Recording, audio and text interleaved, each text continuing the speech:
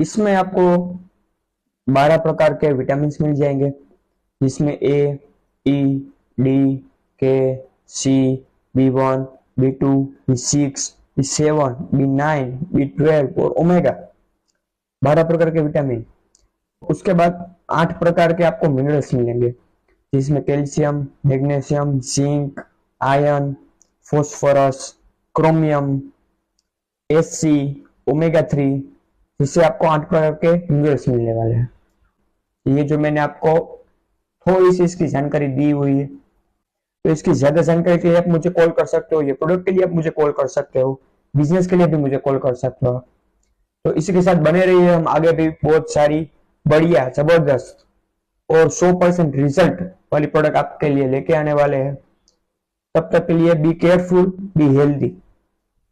Thank you.